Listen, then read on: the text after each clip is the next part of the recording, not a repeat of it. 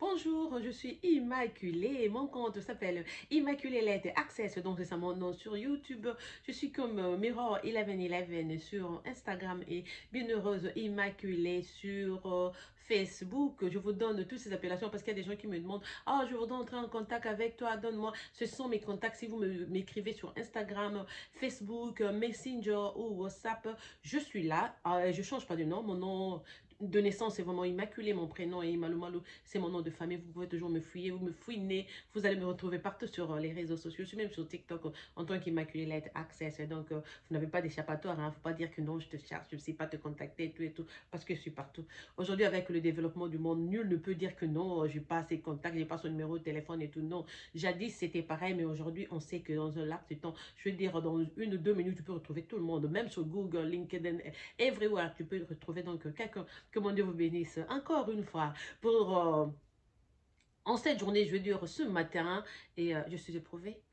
Ma famille, mon oncle, là où je vais souvent en vacances en Belgique, est décédé hier à Kinshasa. Le programme n'a pas encore été organisé. Je ne sais même pas si ça sera en Belgique ou à Kinshasa. Je suis en train de voir si je pourrais aller ou non. Donc, on verra. Là, c'est vraiment la tristesse et tout et tout. Mais dans ma tête, je me disais que je ferais cette vidéo aujourd'hui parce que souvent, quand je promets, ça prend 1 mois, 2 mois. Ça commence à me lasser moi-même aussi parce que je suis une personne tellement sérieuse. Quand je promets, j'aime donc réaliser. C'est pour cela que je reviens ce matin pour vous faire la vidéo sur le miracle que j'ai vécu. Beaucoup d'entre vous qui êtes déjà avec moi pas mal de temps, je me plains toujours de douleurs d'yeux, pas tellement de douleurs, mais des cas de pathologies que j'ai avec mes yeux et tout et tout. Ça ne s'était pas encore développé en moi, mais parce que mon papa de 82 ans était venu aux États-Unis, on a essayé de faire tous les examens possibles pour savoir, vous savez, quand vous êtes en train de vieillir, beaucoup d'autres choses, beaucoup de maladies commencent à se développer et tout. On s'inquiétait pour ses yeux. Il est venu, ce qu'on a fait faire tous les examens, en fait, il a même perdu un œil. On a opéré l'autre, il a donc repris la vue dans l'autre œil et l'autre est carrément parti à 80%, je dirais. Là, il ne voit pas. Il ne sait pas dire que il voit la silhouette de la personne, mais il ne saura pas dire c'est telle personne si on fermait l'autre œil. Donc, à cause de ça, le médecin nous avait, donc la dame qui avait opéré mon papa, c'est Docteur Yi, son nom, et elle est de Keystone ici. Elle a convoqué la famille, nous a demandé de commencer à nous faire examiner tous les 6 mois parce que ce que mon papa avait était donc héréditaire, donc c'est dans notre sens, dans nos veines. Il faut absolument que nous soyons cautious et essayons de découvrir ça tôt, comme ça on pourra enlever ça avec le laser. Donc il s'agissait de glaucome et cataracte. Après 2 ans après le retour de notre papa à Kinshasa, ma petite soeur est allée juste pour un simple contrôle. On a vu que ça commençait juste à se développer et le docteur lui a demandé donc d'enlever ça. On a fait une chirurgie avec le laser, on a brûlé, ça c'était fini. Donc ça m'a encouragée, moi aussi je suis partie. On a fait la même chose.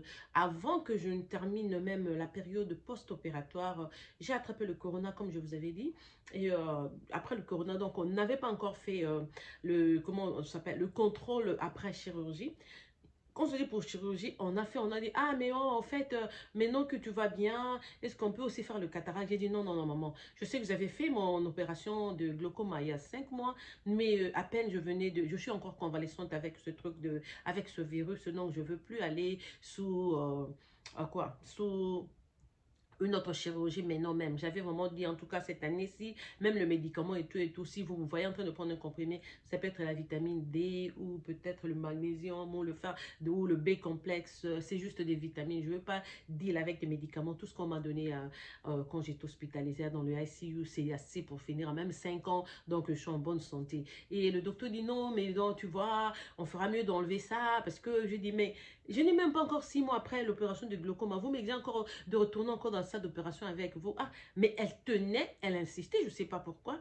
Je suis rentrée à la maison, j'ai commencé à prier. Même quand je sortais de l'hôpital, j'ai dit, ah Seigneur Jésus, moi je t'avais dit, c'est quoi cette vie de chirurgie dont vous m'avez créé, je suis ici sur terre tous les 2 ans, tous les 3 ans, il y a une opération, faire une opération. Ce voyage de moi là, de quitter Kinshasa pour les États-Unis, c'était seulement pour venir découvrir les hôpitaux américains, pour me faire opérer. Ça ira jusqu'à quand? J'en ai vraiment assez. En tout cas, je vous avais avais dit que la dernière opération de glaucome était la dernière. C'est quoi encore cette histoire de cataracte? Et puis j'ai commencé à dire, au volant, pendant que je conduisais, j'ai commencé à m'adresser. J'ai dit, Seigneur, moi je sais combien vous travaillez. Si la Bible nous explique exactement comment vous aviez ramené Lazare à la vie, comment avec votre salive, une personne qui était aveugle a repris la vue. Et moi je sais que vous êtes là à 100%, vous existez. Pourquoi ne vous occuperez pas de ses yeux? Puisque si avec une salive, vous avez vu, je sais que vous n'avez pas à vous poser devant moi comme ça physiquement pour que vous puissiez le faire. Mais juste avec une petite onde, vous pouvez m'aider à retrouver ma vue. Parce qu'en fait, je ne voyais plus. J'ai perdu 70 ou 75% de ma vue. Donc, je dépendais vraiment des bifocales ou même trifocales que j'avais. Donc, il fallait...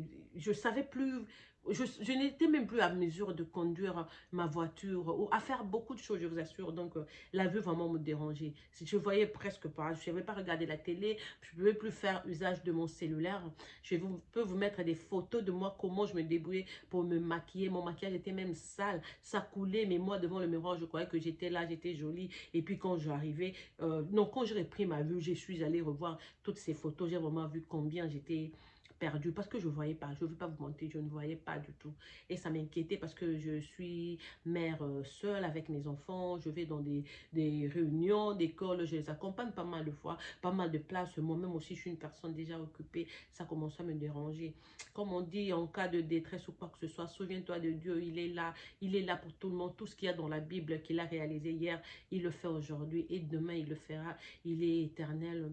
Donc, j'ai commencé pendant que j'étais au volant, j'ai commencé à dire, comme on dit en lingala, on dit Kopamela. J'ai commencé à m'adresser à Jésus. J'ai dit non, non, non, je ne veux pas de cette opération. En tout cas, épargnez-moi de cette opération. Je ne sais pas pourquoi je dois passer encore sous la chirurgie. À peine 6 mois, j'étais là. À peine 1 mois, je viens de sortir de l'ICU. Maintenant, on m'exige encore une autre opération. Comme le docteur avait insisté, il a dit non, je dois faire ça vendredi prochain. Et puis, il faut absolument que tu retournes ici pour reprendre l'heure, la chambre et tout, comment ça va se passer et tout. Ah. Donc, au volant, comme ça, je commence à m'adresser. En tout cas, je vous dirais, je m'adressais à Dieu. Je disais Jésus, Jésus, Jésus. Je lui ai donné donc mon dossier. Je suis rentrée à la maison. J'ai commencé à faire des louanges et tout. Le jour après, juste après cette consultation-là, c'était donc le jeudi, la consultation. Le vendredi, je suis au boulot. Donc, un jour après, en train de travailler sur le computer. C'était vraiment busy day. Je tapais, j'ai scanné. Et puis, directement, je commence à avoir très mal dans mon œil droit. C'était l'œil qui avait plus de pourcentage de cataracte par rapport à celui-ci. D'abord, au début, ça a commencé par le disconfort. C'était vraiment inconfortable. C'était comme s'il y avait des graines, il y avait ceci, cela, il y avait des éclaboussures, des tasses cassées, il y avait des petites tiges, je ne sais pas de quoi. Ça commençait à mettre mal à l'aise. Donc, je devais tout le temps essuyer, retourner au computer, essuyer. Je commençais à dire, mais si mon chef passait par ici, des interruptions que je suis en train de faire là, ça pourrait me coûter mon travail. C'est quoi cette histoire? C'est eux qui me dérangent comme ça. Et puis après, la douleur a augmenté petit à petit. C'est comme ça, commencé à 0, 1, 2, 3, 4, jusqu'à aller à 9. J'ai commencé à sentir une pression terrible, ça. Mais j'étais étonnée parce que je suis une personne, j'ai une histoire de migraine dans le passé. J'avais beaucoup de migraines. Mais comme je dis aussi, grâce à Dieu, c'est disparu, c'est parti. J'ai plus de problème de maux de tête. J'ai dit, mais comment je peux avoir une douleur aiguë à ce point? Mais ma tête ne fait même pas mal. Mais l'œil vraiment parti de l'intérieur, là, c'était autre chose. J'étais indisposée. J'ai dit, non, non, non. Il se passe quelque chose. Je vais dans la salle de bain. Non, juste avant d'aller dans la salle de bain, la pression a commencé à augmenter. Je ne sais pas parce que vous les hommes, vous n'allez peut-être pas comprendre. Mais les femmes qui avaient eu la chance de faire la maternité d'une façon naturelle, vous savez quand la poche des os est sur le point de s'éclater là, vous sentez comme s'il y a de l'élastique en vous, à l'intérieur. Ça commence à se tirer, et puis quand ça se coupe directement, l'eau coule pour le bébé. Là, vous êtes prêt donc à accoucher. Donc, c'est comme ça que j'ai eu la pression dans cette œil-là. Et puis, il y avait un truc du genre élastique. Donc, c'était une veine. Ça s'est tiré, et puis pouf, ça a lâché. Donc, ça s'est coupé en deux. Là, c'était vraiment, j'ai senti la douleur. C'était vraiment une choc que j'ai dit non, non, non. J'ai laissé tout le truc, le boulot que je faisais. J'ai dit à la personne qui utilisait le desk à côté, le desk de computer à côté, j'ai dit, je suis dans la salle de bain au cas où le superviseur passait par ici. Donc, je vais dans la salle de bain devant le miroir, je regarde tous mes yeux, mes deux yeux rouges, je vous dis, comme si j'avais mis, je sais pas, du vernis rouge ou de la peinture rouge. C'était du sang dans les deux yeux. Mais dans ce œil-ci, il y avait une grosse veine, vraiment sortie là, à côté de la, je sais pas ce que ça s'appelle quoi, rétine là. la boule noire, là, la pupille, donc à ce côté, de ce côté-ci, c'était vraiment gros la sortie. Ça m'a fait peur. J'ai dit, c'est que cette histoire moche comme ça? C'était vraiment une veine. En plus, elle était grosse. Hein. La veine, elle s'est coupée en deux. Tu peux dire que c'est coupé en deux, mais ça est resté là à côté de. Alors j'ai dit, mais comment est-ce que je vais regarder comment cette histoire? J'ai essayé de toucher comme ça. Oui, ça faisait vraiment mal à l'aise, mais à rougeur et tout. Heureusement que je porte des lunettes. Donc j'ai pris mes lunettes, je suis sortie. Et donc, je me suis nettoyé le visage avec de l'eau froide et tout et tout. J'ai essuyé avec du papier, des papiers serviettes qui étaient dans la salle de bain. Je me suis calmée un peu, je suis rentrée. J'ai dit, c'est quoi ce phénomène? C'est quoi cette histoire? Juste le temps de quitter la salle de bain, revenir devant mon ordinateur. Pouf, j'avais plus besoin des lunettes. Je pouvais lire, faire mon boulot sans lunettes. Je regarde parce que je ne voyais même pas les gens comme ils étaient. Je ne les voyais pas à 100%. Comme je vous dis, j'avais perdu 75% de ma vue. Et je vois le garçon qui était à côté de moi. Je vois la fille latino qui travaille de l'autre côté. Je commence à tout voir. Même, je travaille dans une compagnie des iPhones, de cellulaires. Donc, je commence à tout voir et tout. Je me lève, je vais faire le tour. Je vais du côté du bureau de mon superviseur. Je reviens, je regarde d'autres personnes ici. Je voyais même des lumières. Même sur des lèvres, je ne savais pas lire sans lunettes et tout. J'étais capable de lire et tout. J'ai dit, bon, je vais tenter. Je vais travailler sans lunettes. Je vais vraiment voir si j'ai récupéré cette vue. J'ai commencé à taper. Je voyais même l'écran de l'ordinateur et tout. Tout était là, mes chers amis. Depuis lors jusqu'à aujourd'hui, je loue Dieu. J'ai dit, ça c'est vraiment une chirurgie spéciale que je viens d'effectuer. Maintenant, c'était donc le vendredi de cette semaine-là. Le vendredi qui suivait, c'était le jour que j'étais programmée pour l'opération. Comme on dit, un jour avant l'opération, tu vas encore revoir parce qu'on doit prendre, je sais pas, des mesures ou quoi que ce soit. Je suis allée donc à ce rendez-vous et j'arrive, docteur Yi n'était pas là, mais il y avait une autre dame qui est assistante qui devait me faire cet examen-là. On a fait l'heure gauche, l'heure droit, elle a pris des nombres et tout. Elle m'a dit, ah c'est fini, tu rentres, tu viens de mettre très tôt le matin, donc à Memorial Hospital, on va se retrouver là et tout et tout. J'ai dit, ah, quel Memorial Hospital? Parce que dans le Memorial Hospital qui était là, on partait, je sais que c'est fermé. Non, non, non, c'est le grand hôpital qui a fermé. Là, on faisait la chirurgie optique, nous sommes toujours là, va là-bas et tout et tout. J'ai dit, bon, ça va. Mais il me dit, non, tu pars pas comme ça, tu passes d'abord ici très tôt le matin, vers 9 h, tu parles avec le docteur qui a tenu à te donner d'autres directives et tout. Aujourd'hui, elle était indisposée. J'ai dit, ça va, donc je reviendrai. Et le jeudi, là, donc, je retourne à la maison le vendredi à 9 h du matin. J'arrive, j'étais la deuxième ou la troisième personne que le docteur a reçue. J'entre comme ça, je lui dis, ah, comment ça va, il m'a J'ai dit, je vais très bien, docteur. Et puis, il me dit, ah, tu peux t'en aller. J'ai dit, m'en aller comment, on doit m'opérer aujourd'hui? Elle a dit, non, j'ai vu les résultats de ta consultation d'hier. Tu n'as pas besoin de chirurgie.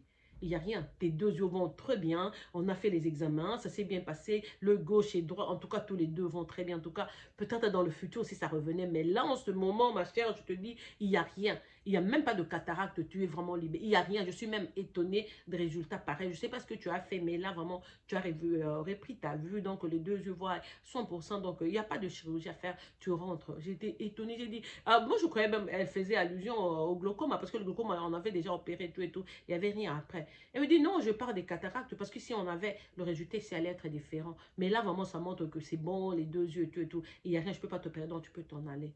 Depuis lors, comme je vous parle, là, je fais des vidéos. Les gens qui me connaissent, j'avais l'habitude de faire des lives. Sur Facebook, j'ai arrêté à cause de ma vue. Parce que le live, c'est bon quand tu fais. Il y a des gens qui commentent et tout. Tu peux dire le nom, tu lis le nom. Et puis, tu salues et tout. Mais là, vraiment, sans voir, je ne pouvais même pas me voir moi-même dans le miroir. J'avais perdu la vue.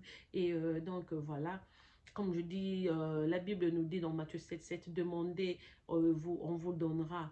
Frappez, on vous ouvrira. Cherchez, vous trouverez. Parfois, nous passons le temps à courir de gauche à droite. We like racing. There's no need to race sur terre ici. Pas la peine du tout. Mais quand tu as un problème, de quel que soit, d'un niveau, je ne sais pas comment et tout, de quelque genre que ce soit, avant de trouver ce genre de choses, commence d'abord à parler à ce Jésus. Pleure, dis-lui ton problème. Si ton corps est sincère, je vous dis que Dieu, dans le temps où la façon dont on nous a parlé de Jésus dans des groupes de prière auprès des pasteurs que nous suivions, des gens, des trucs qu'on a suivis en ligne, nous qui allions dans des églises et tout, je sais que Dieu est là. Il répond aussi aux gens chaque jour, mais ça dépend de nos cœurs. Essayons de développer notre relation d'avec Dieu, notre relation d'avec Jésus. Il y a des gens qui se permettent même de prêcher, de dire beaucoup, de crier le nom de Dieu de gauche à droite, mais dans leur cœur eux-mêmes ont des doutes. C'est pour ça que quand tu as des doutes dans ton cœur, tu formules une demande. Ça prend du temps. pour venir. Parce que Dieu, avant d'agir, il attend la sincérité de ton cœur. Il veut vraiment voir que cette personne-là demande cette bénédiction. Est-ce que si je la lui accorder, elle fera bon usage de ça? Est-ce que d'ailleurs, il croit même au miracle? Est-ce qu'il sait que moi, Dieu, là, j'ai créé ce monde, j'ai créé l'univers? Est-ce qu'il connaît la puissance que j'ai? Que je peux tout renverser, je peux faire marcher l'homme, la tête en bas, les jambes en haut. Si Daniel était tombé dans le trou des lions et sorti vivant, on a avalé le monsieur par la baleine. Il y a beaucoup d'histoires dans la vie. Moi qui vous parle dans ma famille, je vous dis, on a des miracles de mon frère qui est mort. C'était dans le village Choko. Oh, c'est les Choko, là, Choko et Londa, je suis de Mandondo, là-bas. Donc, on est en train de pleurer. Dans le temps, il n'y avait pas quand l'enfant mourait ou une personne mourait, on amenait le corps à la maison et tout, les gens étaient là assis, on prêchait et tout. Oh non, les gens pleuraient. Mon papa n'était pas là, il était dans un autre village. On est allé le chercher, il a pédalé avec son vélo, il est revenu. Il trouve des mamans là en train de pleurer parce que mon frère était décédé. Et il a dit seulement à tout le monde de quitter. À l'époque, on mettait des rameaux, on construisait le catafalque là, comme ça et tout. Il a dit à tout le monde de retourner chez soi. Il a pris le corps de mon frère. Il est rentré avec dans la maison, il l'a mis sur la table. Il a commencé à s'adresser à Dieu. Il a prié. Je vous dis que mon frère est en vie jusqu'à aujourd'hui. Il travaille pour les Nations Unies. Ce Dieu-là, il répond quand tu crois en lui sincèrement. Et tu ne peux pas prétendre croire en Dieu pendant que tu fais du mal à d'autres personnes. Tu ne peux pas prétendre être divin ou divine pendant que tu n'aimes pas ton semblable, pendant que tu ne sers pas d'exemple à ceux qui n'ont pas Dieu, pendant que tu n'amènes pas des âmes auprès de Dieu. Voilà l'histoire qui venait nous arriver la semaine passée. Comment nous les Africains sommes embarrassés devant les Arabes. Si nos jeunes sœurs, si nos filles, j'appelle jeunes, il y en a qui sont plus âgées que moi, il y a des mamans qui sont victimes de ces abus, ces gens-là seraient informés. Parfois, on suit des pasteurs et tout, mais les pasteurs, spécialement les pasteurs congolais, aujourd'hui, ils ne prêchent pas tellement l'amour. Ils ne prêchent pas ce dont le peuple a raison. Leur façon de prêcher, c'est reste à la maison, ton destin va s'accomplir, le tout tombera. Oui, la main tombe du ciel, on sait. Mais toi, la personne, tu dois fournir aussi des efforts. Quand j'ai toujours dit aux gens, tu sais, Dieu donne, il donne à droite, récupère à gauche. Ça veut dire que tu auras des sacrifices à subir. Tu auras des choses que tu vas perdre pour avoir ce dont tu as besoin dans la vie. Peut-être pour ton ascension, peut-être pour ton développement, peut-être pour... Moi, j'ai fait des années, je vous dis, de turbulences dans ma vie. Vous n'avez jamais vu le niveau des stress qui étaient à un niveau élevé, je ne sais pas que dire. Moi, pleurer, j'ai rempli des rivières. Moi, des soucis qui ont rongé mon corps, j'en ai eu autant. Je suis passée par des entraves, je vous dis, vous n'avez pas aidé. Mais quand les gens me voient, ils me jugent seulement par ma tenue. Elle s'habille bien, elle a tel sac, elle a toujours les ongles d'âne et tout et tout. Ce n'est pas ça. Souvent, l'image que nous donnons aux gens, ce n'est pas vraiment notre réalité. Mais aujourd'hui, avec les réseaux sociaux, on veut toujours prendre des photos, présenter ce qu'il y a. Mais ce que les gens, ce que les yeux physiques veulent voir. Mais à l'intérieur de beaucoup de gens, il y a la souffrance. Et les gens, tellement que nous jugeons le physique, nous qui avions des problèmes, nous avons même peur de nous confier aux gens. Parce que ces mêmes personnes auprès desquelles nous nous confions sont ceux qui vont ouvrir leur bouche et aller raconter notre histoire et aller se moquer de nous et aller nous faire ridiculiser seulement parce que je t'ai pris pour confident, confidente. Je t'ai donné tout ce que j'ai connu dans la vie. Peut-être que j'ai été violée par mes parents ou par un oncle. Peut-être que j'ai été victime d'abus de tel niveau. Peut-être que j'ai fait quelque chose qui m'a toujours dérangé. Je suis consciente que c'est une mauvaise chose, mais je me confie en toi. Peut-être pour me sentir un peu à l'aise, j'ai besoin des gens qui puissent me conseiller. Mais aujourd'hui, on a peur parce que les gens nous jugent trop et ils jugent seulement le physique. Il faut faire attention. Si ton cœur n'est pas clair, si ton cœur n'est pas neat, si ton cœur n'est pas honnête envers soi-même, je vous dis, tu peux passer autant d'heures à prier. Dieu est là, il écoute tes prières à 100%. Toute prière qui se dirige vers Dieu, Dieu, au fait, rien ne l'échappe. Il connaît. Mais tu verras que chez toi, ça prend beaucoup de temps pour se réaliser. Ok, mais moi, juste avec une simple prière, j'avais même pas pris une place spécifique dans ma maison, comme on dit, ferme la porte, non. Moi, je dis le Dieu, le Jésus que je prie, le Dieu que je prie, même quand je suis en train de faire le footing, même marcher à pied, tu commences à t'adresser à lui. Il écoute, mais il considère la sincérité de ton corps, ton besoin. Quand tu demandes, tu es vraiment au point de dire que non, j'en ai assez, je suis à bout. Je vous dis que Jésus vient. Et dans le temps, comme j'ai commencé à dire à mes frères, c'est dans le temps qu'on n'avait pas l'Internet. Ça faisait des années pour se rendre compte que ma prière a été exaucée. Mais aujourd'hui, Dieu est en train de pointer les gens chaque jour. Les gens disent non, Jésus vient. Oui, chaque jour, Jésus vient dans la vie des gens. Chaque jour, la voix de Dieu stoppe quelque part et parle à côté. Comme c'était mon cas dans ma maison, dans ma garde-robe, quand j'ai écouté la voix de Dieu. Donc, évitons de commettre le péché, évitons d'être méchants, évitons d'envier, évitons de dire que la convoitise, cette personne est mieux que moi, cette personne a plus que moi, non, moi, ce complexe de supériorité de dire que l'on est mieux à l'autre, tu ne sais pas ce que la personne que tu trouves n'a rien à en elle. Cette personne-là, tu ne sais pas combien Dieu veille sur elle. Il faut faire attention, il faut laisser le jugement, il faut être entrer en communauté et avec Jésus lui-même. Prions, quand nous prions, prions dans la sincérité. Quand tu demandes dans la sincérité, Dieu écoute ta prière et il va l'exaucer. Tu peux demander aujourd'hui, tu reçois aujourd'hui. Dans le temps, quand j'étais petite à l'église catholique, on nous disait non, Dieu au fait, quand tu demandes, parce que quand tu demandes à Dieu, tu ne fais pas la demande 2 fois, 3 fois pour la même chose, non. Quand tu demandes à Dieu, mets ça dans les oubliettes, dans la corbeille, la pouf, ça reste là. Sache que ta prière a déjà été exaucée, que tu as déjà eu la réponse. Mais après autant de temps, quand tu vas se c'est exactement ce que j'avais demandé à Dieu. Et voilà que c'est apparu dans ma vie. Voilà, Dieu a exaucé. Donc, la prière, il m'a exactement donné ce dont j'avais besoin.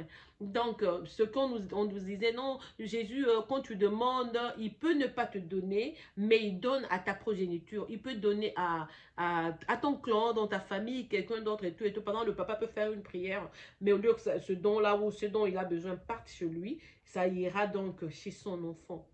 Je vais vous donner l'exemple de ma maman.